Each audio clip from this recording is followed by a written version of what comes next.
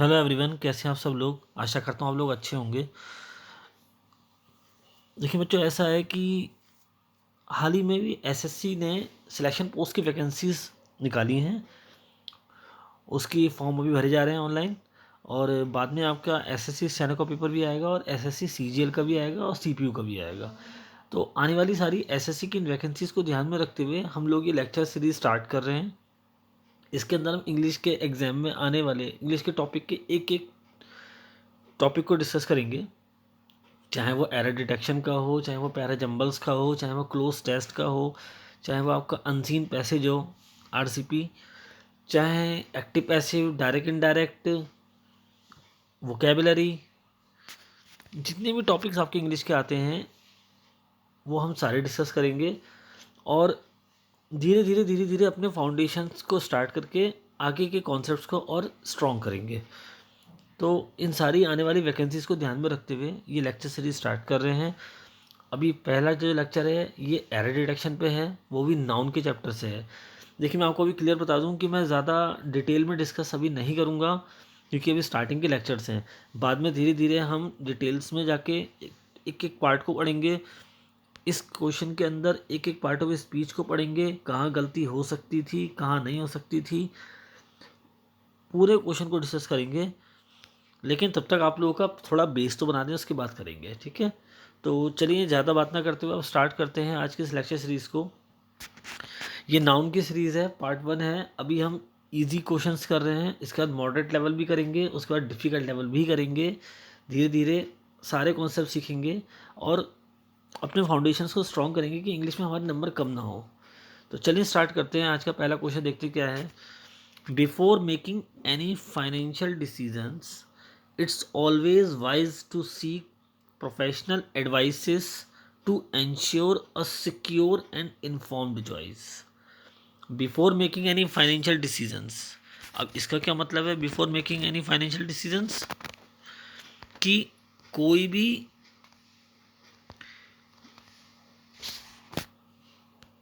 भी एक major financial decision, यानी एक मेजर माने होता है बड़ा मुख्य, और फाइनेंशियल माने होता है वित्तीय, यानी पैसों से संबंधित। तो कोई भी एक बड़ा पैसों से संबंधित या वित्तीय फैसला लेने से पहले it's always wise, it's always wise यानी ये हमेशा समझदारी का विषय होता है टू सीक प्रोफेशनल एडवाइस, कि हमें एक प्रोफेशनल एडवाइस ले लेनी चाहिए। क्या करने के लिए? इंश्योर करने के लिए। इंश्योर मतलब सुनिश्चित कर लेने के लिए चाहिए ए सिक्योर एंड इन्फॉर्म चॉइस, कि हमारे पास जो भी चॉइस हो, हमारे पास जो भी एक चॉइस हो वो कैसी हो, एक सिक्योर्ड हो और इन्फॉर्म्ड हो, ठीक है। गलती क्या है वो डिस्कस करते हैं, ज़्यादा डिटेल में नहीं जाते हुए केवल क्वेश्चन और उसके आंसर को डिस्कस करते हैं। स्टार्टिंग के लेक्चर्स आपको इजी मिलेंगे जिसमें केवल क्वेश्चन और उसके आंसर को डिस्कस करेंगे, लेकिन बाद के लेक्चर्स धीरे धीरे आपको थोड़ा डिटेल में लेके जाएंगे, आपके कॉन्सेप्ट्स को और ज़्यादा डीप करेंगे। और मैं कोशिश करूँगा कि आपको केवल क्वेश्चन डिस्कस नहीं करें, साथ में हम इसके थ्योरी भी डिस्कस करें, चाहे वो पार्ट ऑफ स्पीच की हो, चाहे वो आपके पैराजम्बल्स की हो, चाहे वो क्लोज टेस्ट की हो, कैसे किस चीज़ को करा जाता है, active passive, direct indirect, vocabulary को हम डिस्कस करेंगे, ठीक है। अब इसमें गलती क्या है देखते हैं। Before making any financial major financial decision it's always wise to seek professional advices. बेटा ये गलती है, एडवाइसेस कभी नहीं होता। एडवाइस एक अनकाउंटेबल नाउन है, और जैसा कि आप सब जानते हैं अनकाउंटेबल नाउन जो होती हैं वो हमेशा कैसी होती हैं, सिंगुलर इन नेचर। ये हमेशा सिंगुलर होती हैं, इनका प्लुरल फॉर्म नहीं किया जा सकता। तो जब एडवाइसेस अपने आप में अनकाउंटेबल नाउन है तो इसका भी प्लुरल नहीं हो सकता, एडवाइस ही होता, एडवाइसेस नहीं हो सकता, यानी इसमें एस नहीं लगेगा, ये हमेशा क्या रहेगा, एडवाइस, ठीक है। तो बी पार्ट में गलती है, एडवाइसेस की जगह क्या आना चाहिए था, एडवाइस, ये आपकी गलती आती है। सेकंड क्वेश्चन की तरफ चलते हैं। The carefully chosen furniture, the carefully chosen furnitures with its intricate details and vibrant colors transform the entire room into a cozy and inviting space for gatherings, ठीक है। द केयरफुली, केयरफुली का मतलब क्या होता है, ध्यानपूर्वक। चूजन, चूजन मतलब जिसको चुना गया हो। फर्नीचर्स मतलब ऐसे फर्नीचर्स जिन्हें बड़े ध्यान से चुना गया हो, with its intricate details. Intricate details का मतलब हो गया बहुत बारीकी में एक छोटी छोटी जो उसकी डिटेल है। तो आपने एक ऐसे फर्नीचर को चुना जिसकी आपने एक एक डिटेल को बड़े ध्यान से देखा कि इसकी एक एक डिज़ाइन कैसा है, बहुत ज़रा सा डिटेल में जाके।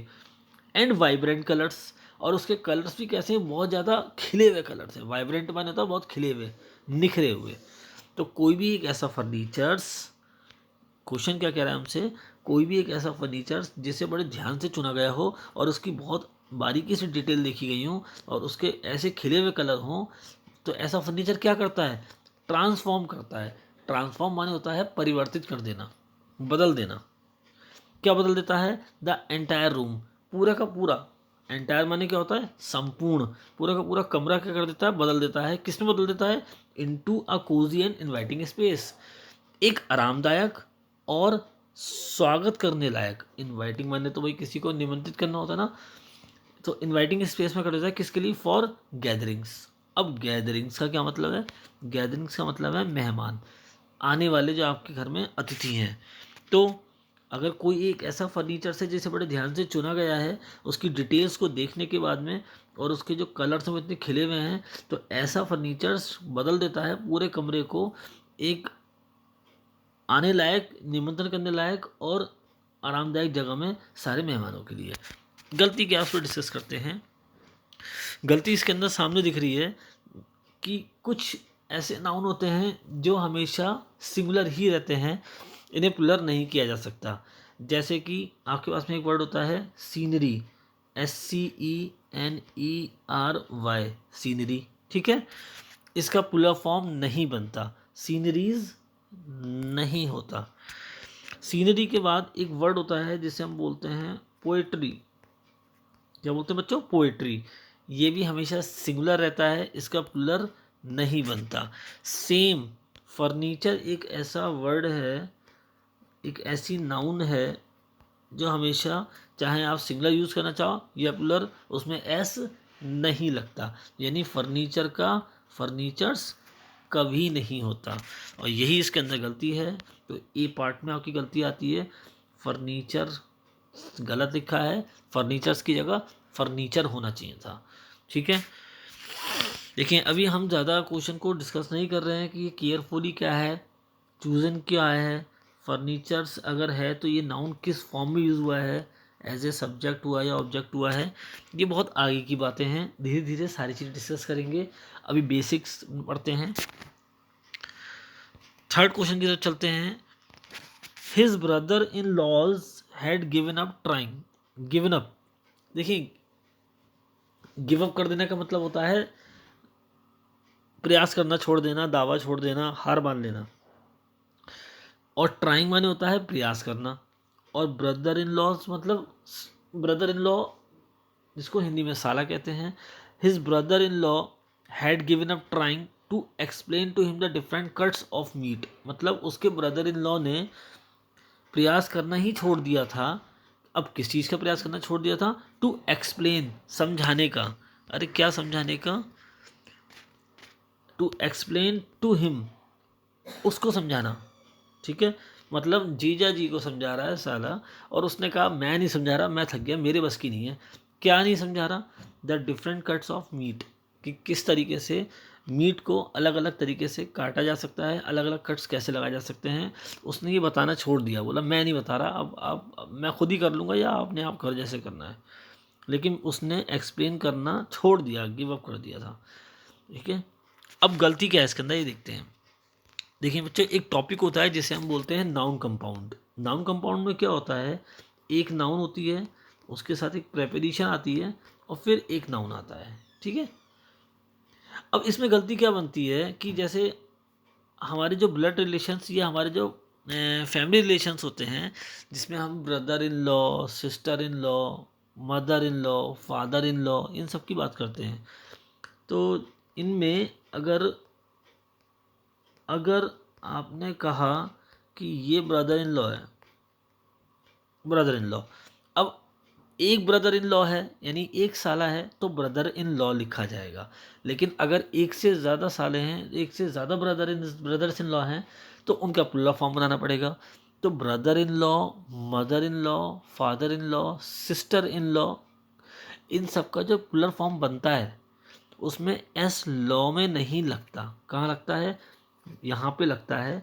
चाहे ब्रदर में लगे, चाहे सिस्टर में लगे, चाहे फादर में लगे, चाहे मदर में लगे, जहाँ भी लगे वो लगता है यहाँ स्टार्टिंग वाली नाउन में है, जहाँ पे हम उस रिलेशन को दिखा रहे हैं जो हमारा फैमिली का है।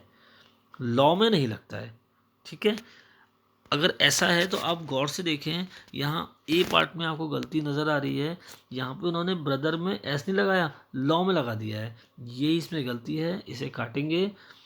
ई पार्ट में एरर आ रही है, यहाँ पे ब्रदर्स इन लॉ होना चाहिए था, ना कि ब्रदर इन लॉज। ये एस यहाँ लगना चाहिए था, यहाँ तो बिल्कुल नहीं होना चाहिए था। ठीक है, ए पार्ट में एरर है, ये इसके अंदर गलती थी। नाउन कंपाउंड का टॉपिक है ये। आगे बढ़ते हैं, क्वेश्चन नंबर 4 की तरफ आते हैं हम। और ये क्वेश्चन हमने पहले भी डिस्कस करा है। देखिए क्वेश्चन नंबर 1 है ये, लेकिन मेरा आपसे इसके अंदर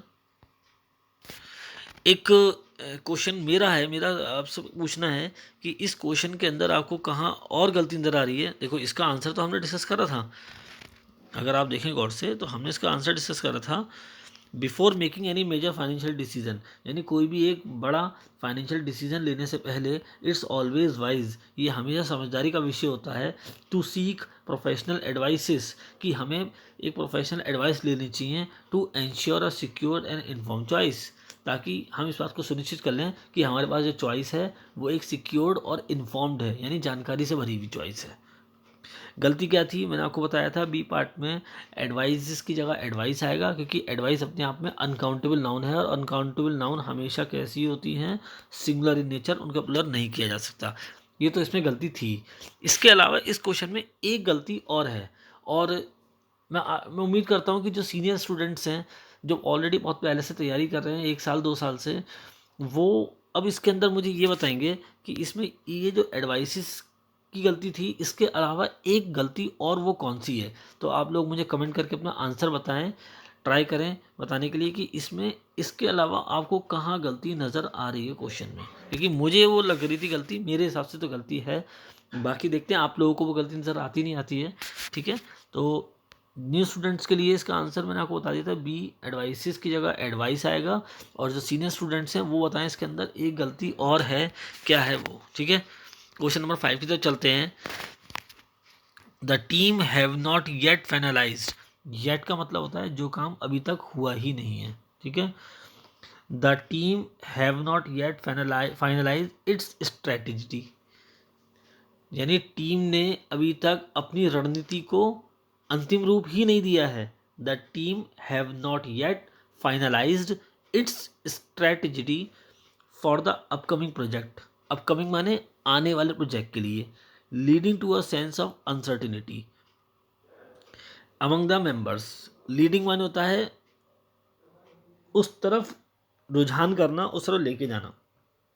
और ये जो एक टीम का जो एक फैसला है, ये एक ऐसा सेंस दे रहा है, किस चीज़ का सेंस दे रहा है? आभास दे रहा है, एक चीज़ का अंदाज़ा दे रहा है, किस चीज़ का? अनसर्टेनिटी का। अनसर्टेनिटी माने होता है अनिश्चितता का, एमंग द मेंबर्स यानी उन सारे सदस्यों के बीच में।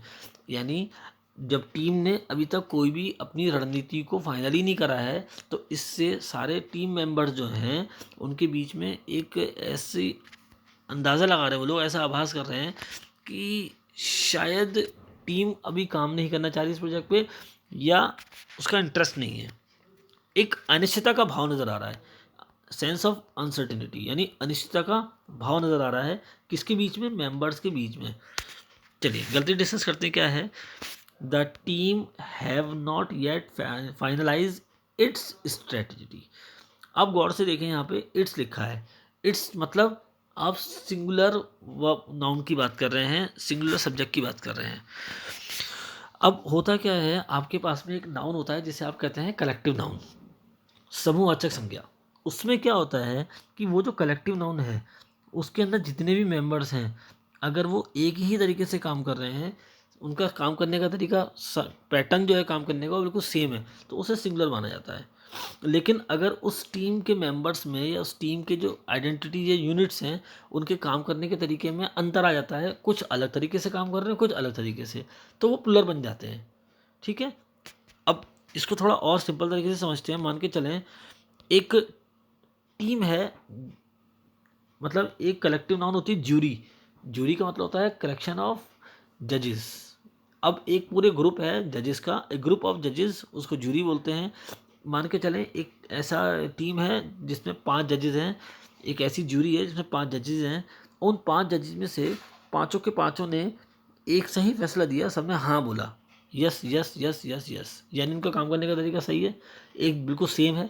ये पांचों के पांचों ने नो बोला, no no no no no, तब भी तो काम करने का तरीका सबका सेम है, एक ही फैसला दिया है सबने, या तो सबने हाँ बोला या सबने ना बोला, तब ये कैसे माने जाएंगे, सिंगुलर।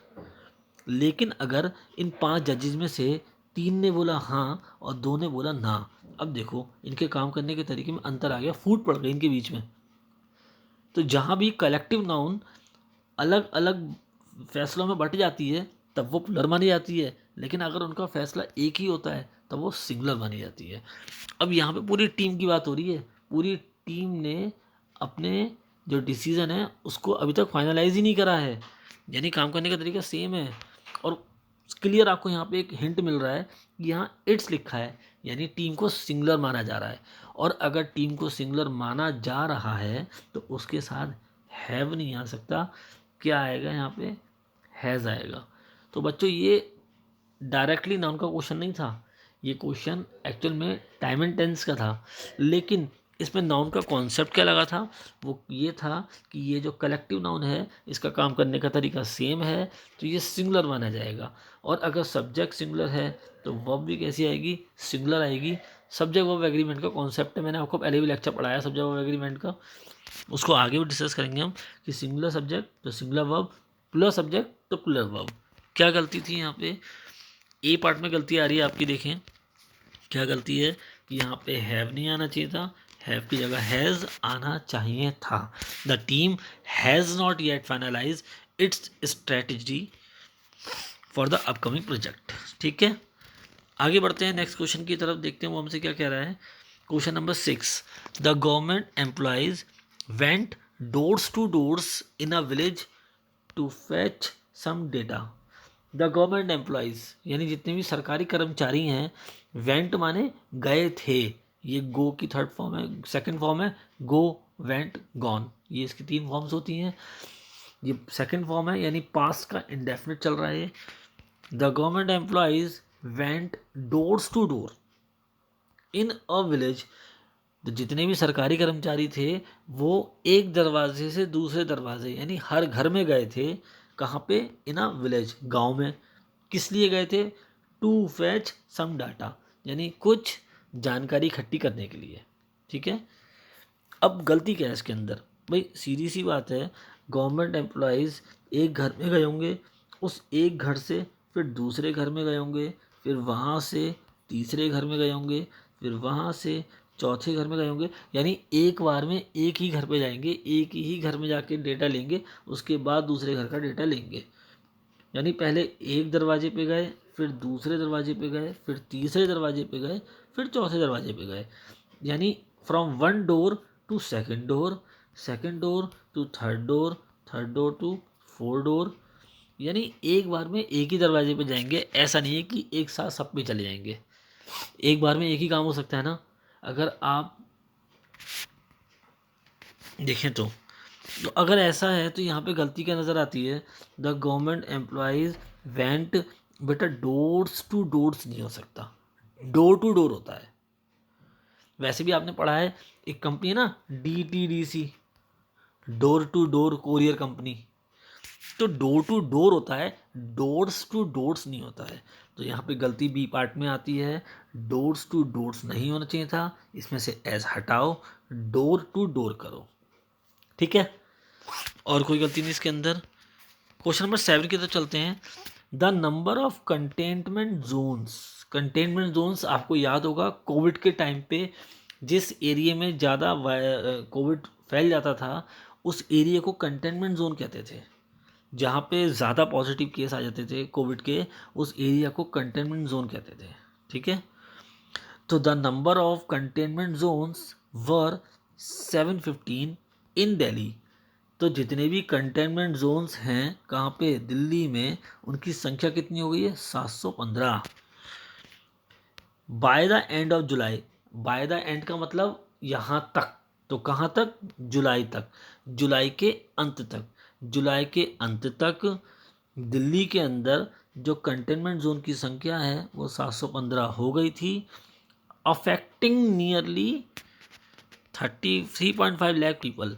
अफेक्टिंग का मतलब होता है जिसने प्रभावित किया था, नियरली का मतलब करीब करीब, लगभग लगभग 3.5 लाख लोगों को, 3.5 लाख लोग प्रभावित हुए थे।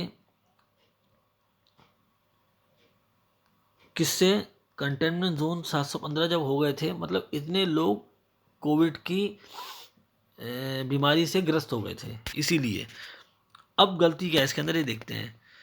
देखिए आप याद रखना, हालांकि ये सीधे सीधा डायरेक्ट क्वेश्चन नाउन का नहीं है, ये सब्जेक्ट वर्ब एग्रीमेंट से निकल के आ रहा है, लेकिन इसमें जो सब्जेक्ट है ये नाउन है, इसीलिए इसे नाउन के अंदर इंक्लूड कर दिया इन्होंने। अब आप इसको नोट करें कि द नंबर ऑफ,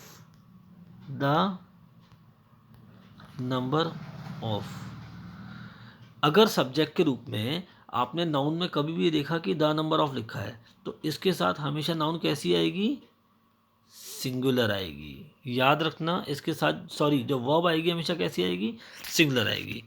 तो याद रखने वाली बात क्या है कि द नंबर ऑफ के साथ हमेशा वर्ब सिंगुलर आनी चाहिए थी, और यहाँ पे ये देखिए ये पूरा लिखी है। हाँ, अगर यहाँ पे द नंबर ऑफ की जगह अ नंबर ऑफ होता, अ नंबर ऑफ, तो इसके साथ हमेशा वर्ब कैसी आती, प्लर आती, लेकिन द नंबर ऑफ के साथ हमेशा वर्ब कैसी आएगी, सिंगुलर आएगी। ठीक है, नोट कर लिया आप लोगों ने, द नंबर ऑफ के साथ वर्ब सिंगुलर आनी चाहिए थी, अ नंबर ऑफ के साथ वर्ब प्लर आनी चाहिए थी। क्या गलती है इसमें, ए पार्ट में एरर आ रही है, यहाँ वर की जगह वॉज होना चाहिए था। क्या गलती है यहाँ पे, कि यहाँ पे वर की जगह वॉज होना चाहिए था। The number of containment Jones was 715 in Delhi by the end of July, affecting nearly 3.5 lakh people. ठीक है, तो राइट आंसर ए पार्ट में आया, वर की जगह वॉज होना चाहिए था। बढ़ते हैं आगे अपने अगले क्वेश्चन की तरफ। Patients after patient tested positive for corona virus all over the world. Patient after patients, अब आप मुझे एक बात बताओ, आपने कोविड की टेस्टिंग करी, तो कोविड की टेस्टिंग कैसे होती है, एक लाइन में बहुत सारे लोग होते हैं, यहाँ पे एक टेस्टिंग करने वाला बंदा बैठा होता है, वो पहले एक का टेस्ट करता है, ठीक है, सैंपल लेता है, इसको हटाता है, फिर दूसरा आता है, दूसरे का सैंपल लेता है, फिर इसको हटाता है, फिर तीसरा आता है, इसको हटाता है, कहता है हटो, चौथे का सैंपल लेता है, फिर पांचवे का सैंपल लेता है, या सबके सैंपल एक साथ ले लेता है, ऐसा तो नहीं होता ना भाई।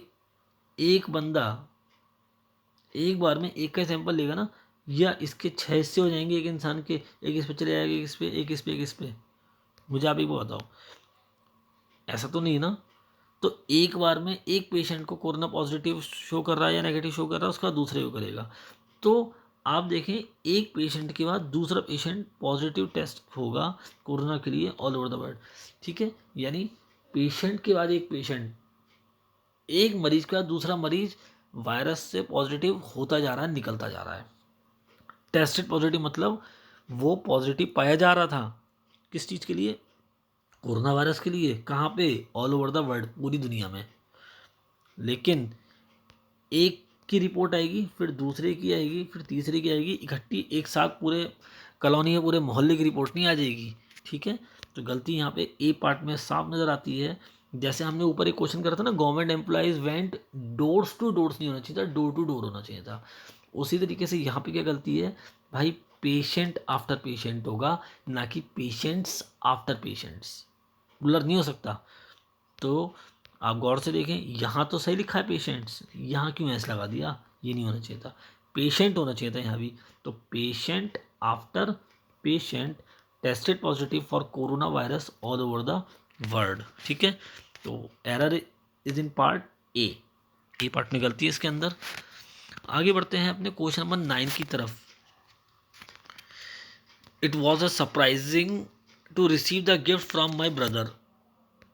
इट वॉज अ सरप्राइजिंग मतलब कोई एक सिस्टर या कोई भी एक ब्रदर है, अब वो बड़ा मतलब अपनी फीलिंग्स को एक्सप्रेस कर रहा है। अरे बड़े हैरानी की बात है, मेरे लिए तो बड़ा बड़ा मतलब हैरानी की बात थी। क्या हैरानी की बात थी? टू रिसीव मतलब प्राप्त करना, पाना। क्या पाना? द गिफ्ट, उपहार। किससे? फ्रॉम माई ब्रदर, अपने भाई से। मतलब मेरे भाई से मुझे गिफ्ट दिया, मेरे भाई ने मुझे गिफ्ट दिया, मेरे लिए तो बड़ी हैरानी की बात थी। ये कंजूस तो किसी को कभी कुछ देता ही नहीं है, हमेशा लेना जानता, देना नहीं जानता। गलती क्या है इसके अंदर, मैं आपको ये बताता हूँ। It was a surprising to receive the gift from my brother.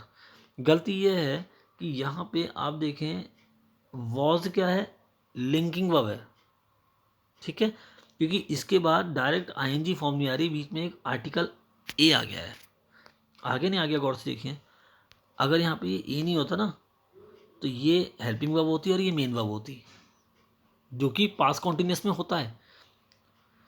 लेकिन सरप्राइजिंग अगर आप लगातार ऐसे दिखाओगे वो गलत हो जाएगा। आईएनजी फॉर्म में सरप्राइजिंग ऐसा मेन वर्ब तो नहीं आ सकता था। अब गलती यहाँ पे क्या है, कहते हैं ना, ये मेरे लिए एक बड़ा मतलब हैरानी का विषय था, बिल्कुल सरप्राइज था मेरे लिए। तो यहाँ पे सरप्राइजिंग नहीं आ सकता, आपको लिंकिंग वर्ब के बाद में सब्जेक्ट कॉम्प्लीमेंट के रूप में नाउन चाहिए, तो सरप्राइजिंग की जगह सरप्राइज आएगा। यहाँ पे ये गलती है। अब नए स्टूडेंट्स परेशान हो जाएंगे, ये क्या क्या बोल दिया सर आपने, लिंकिंग वर्ब भी बोल दिया, सब्जेक्ट कॉम्प्लीमेंट भी बोल दिया। तो प्लीज़ घबराना मत, आगे हम डिटेल में एक एक चीज़ को डिस्कस करेंगे। मैं लिंकिंग वर्ब पे एक अलग से टॉपिक बनाऊंगा, सब्जेक्ट कॉम्प्लीमेंट पे अलग से टॉपिक बनाऊंगा, ठीक है। सब्जेक्ट कॉम्प्लीमेंट क्या काम करता है, कैसे करता है, कौन कौन से part of speech subject complement हो सकते हैं, उस पर कौन से क्वेश्चंस एग्जाम में आते हैं, प्रीवियस ईयर में कौन से आए हैं और लेटेस्ट क्वेश्चंस क्या हैं, वो सारे डिस्कस करेंगे। आप लोग प्लीज़ ये सोचना मत कि सारी चीज़ें हवा में चल रही हैं। गलती क्या थी इसके अंदर, मैं आपको बताऊं। ए पार्ट में गलती थी, सरप्राइजिंग नहीं आ सकता, सरप्राइज आना चाहिए था, ठीक है। चलिए इस सीरीज का लास्ट क्वेश्चन डिस्कस करते हैं। ये पार्ट 1 था हमारा। माई neighbours grandson is only 5 month old. Neighbour तो आपको पता पड़ोसी को कहते हैं, और ग्रैंडसन मतलब पोता। तो हमारे पड़ोसी का जो पोता है इज ओनली 5 मंथ ओल्ड, वो केवल 5 महीने का है। अब याद रखना कि कैसे लिखा जाएगा, मैं आपको बताता हूँ। एरर आ रही है आपकी सी पार्ट के अंदर, और गलती क्या है इसके अंदर आप देखें गौर से। यहाँ पे लिखा है 5, ठीक है, और 5 अपने आप में कैसा होता है, प्लर। तो यहाँ पे मंथ नहीं आ सकता, क्या नहीं चाहिए था, मंथ्स आना चाहिए था। तो गलती क्या है, अगर आप कहते हो ना कि ये 6 साल का है, तो 6 ईयर्स ओल्ड आएगा। अगर ये 4 महीने का है तो 4 मंथ्स आएगा। हाँ, अगर कोई 1 महीने का है, किसकी उम्र 1 महीना है, या तो वहाँ पे क्या आएगा, 1 मंथ। वहाँ एस नहीं लगेगा। 1 साल का है तो 1 ईयर। एक्चुअल में कॉन्सेप्ट को पकड़े क्या है कि यहाँ पे अगर 1 लिखा है तो सिंगुलर आएगा, 1 की जगह 2 3 4 5 कितना भी आ गया तो सिंगुलर नहीं आ सकता, प्लर आएगा, तो एस लगेगा।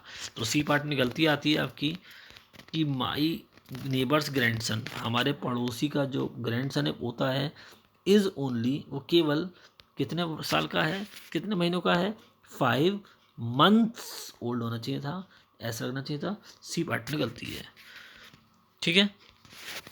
तो ये फर्स्ट पार्ट था। मैं आपको दोबारा से सारे क्वेश्चंस के आंसर डिस्कस कर लेता हूँ। बिल्कुल बेसिक कर रहे हैं हम, इसमें हमने कोई पार्ट ऑफ स्पीच डिस्कस नहीं करी है, हमने कोई ज़्यादा डिटेल में नहीं गए हैं, लेकिन आगे जाके हमें डिटेल में सारे कॉन्सेप्ट सीखने को मिलेंगे। और सीखना क्यों ज़रूरी मैं आपको बताऊँ, क्योंकि एग्ज़ाम में ऑनलाइन पेपर होता है और आपको ज़्यादा टाइम नहीं मिलता है। हार्डली 15 मिनट या 20 मिनट मिलने वाले हैं आपको इंग्लिश का या कोई भी पोर्शन को सॉल्व करने के लिए, ज़्यादा से ज़्यादा देखिए। और उस 15 मिनट में सारे क्वेश्चंस को पढ़ना, उनके सही आंसर देना, एक्यूरेसी लेके आना बहुत इंपॉर्टेंट है। क्योंकि बेटा अगर एक भी मार्क्स आपका कम हुआ, 1 2 मार्क्स जो होते हैं ना, वही आपको बहुत सारे जो आपके डिपार्टमेंटल एग्ज़ाम, जो आपके डिपार्टमेंट से उनकी कट ऑफ से बाहर कर देते हैं। 1-2 नंबर से कट ऑफ बच्चे की रह जाती है, इतने इंपॉर्टेंट हैं नंबर्स। तो अपने नंबर्स को लेके सीरियस रहें, सारी चीज़ें डिटेल में पढ़ें, ज़्यादा शॉर्टकट मारने की कोशिश ना करें, ठीक है। उसके लिए इम्पॉर्टेंट है कि आपको हर एक चीज़ डिटेल में पता हो, लेकिन अभी हम डिटेल में नहीं जाएंगे, धीरे धीरे सारे लेक्चर्स में हम अपने डिटेल को बढ़ाते जाएंगे। तो पहले का आंसर क्या था, before making any financial decisions it's always wise to seek professional advice होना चाहिए था, बी पार्ट में गलती है। सेकंड क्वेश्चन पे चलते हैं, द केयरफुली चूजन फर्नीचर होना चाहिए था, ए पार्ट में गलती है। हिज ब्रदर इन लॉज नहीं हो सकता, ब्रदर्स इन लॉ होना चाहिए था, ए पार्ट में गलती है। Before making any financial decision advices की जगह एडवाइस होना चाहिए था, लेकिन इसमें एक गलती और है, मुझे आप लोग कमेंट करके बताएं वो गलती क्या है। फोर्थ में, fifth, the team have not yet finalise its strategy, यानी टीम हैज़ होना चाहिए था, ई पार्ट में गलती है। सिक्स में चलते हैं, the government employees went doors to doors नहीं होना चाहिए था, डोर टू डोर होना चाहिए था, बी पार्ट में गलती है। द नंबर ऑफ के साथ सिंगुलर वर्ब आनी चाहिए थी, वर नहीं आएगा, वॉज आएगा, ए पार्ट में गलती है। पेशेंट आफ्टर पेशेंट होना चाहिए था, ए पार्ट में गलती है। नाइन्थ में चलते हैं, क्या गलती है, इट वॉज अ सरप्राइजिंग नहीं, इट वॉज अ सरप्राइज, तो यहाँ सरप्राइजिंग क्या सरप्राइज आएगा, ए पार्ट में गलती है। माई neighbours grandson is only 5 months old होना चाहिए था, 5 month नहीं होता, ये इसमें गलती है, तो यहाँ पे मंथ्स की जगह मंथ्स आता, यानी सी पार्ट में एरर है। आशा करता हूँ आप लोगों को ये लेक्चर सीरीज सही लगी होगी और सीखने को मिला होगा। फिर भी इसके अंदर आपको क्या कमी लगी, क्या समझ में नहीं आया, प्लीज़ कमेंट करके अपना आंसर जरूर बताएं। और देखिए, आप लोगों के लिए मेहनत कर रहे हैं, तो आप लोग भी थोड़ी सी हमारी सपोर्ट करें, लेक्चर को ज़्यादा से ज़्यादा स्टूडेंट तक इसको शेयर करें, चैनल को सब्सक्राइब करवाएं, वीडियो को लाइक करें। मिलते हैं आप लोगों से अगली वीडियो में, तब तक के लिए बेस्ट ऑफ लक।